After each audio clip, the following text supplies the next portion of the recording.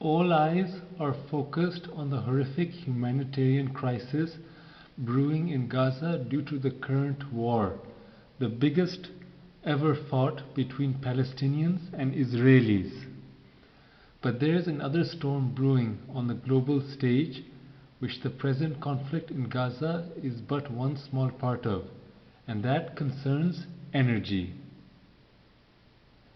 We are talking about potential impacts for the lives of ordinary people in countries across the world, including Pakistan, which is suffering from a severe and prolonged energy crisis due to factors like worldwide gas shortages.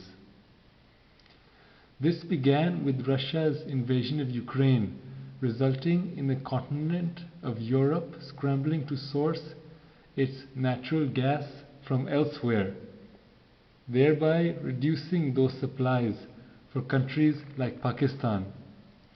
Countries thus suffering cannot entirely make up for it by switching to Russian gas because only the infrastructure for connecting Russian gas supplies to Europe is in place.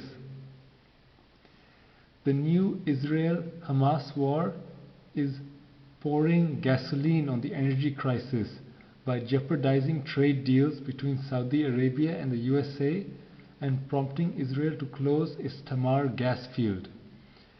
During this time, we have also had the rupture of a gas pipeline from Finland to Estonia, a suspected act of sabotage which would represent an incursion into NATO territory, and a strike by workers in 2 facilities in Australia owned by Chevron, the same company that operates the Tamar field and which produces 7% of the world's supply of LNG, the 2 facilities I mean.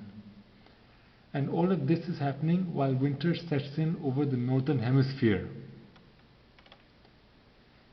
Energy disruptions are clearly cascading. The possible linkages are easy to establish. Crucial economic sectors can be fodder for actors pursuing geopolitical conflict, and if one energy source somewhere is disrupted, the increased global dependence on another one provides leverage to whoever wants to exploit it.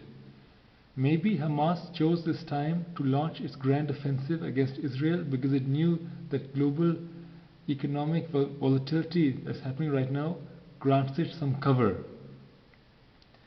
The world's economic meltdown is therefore only likely to continue in the days ahead. Who knows what could happen next? Will Iran attack or sabotage oil shipping in the Persian Gulf and Houthi rebels do so in the Red Sea, as this is the perfect opportunity for such actions to have maximum impact?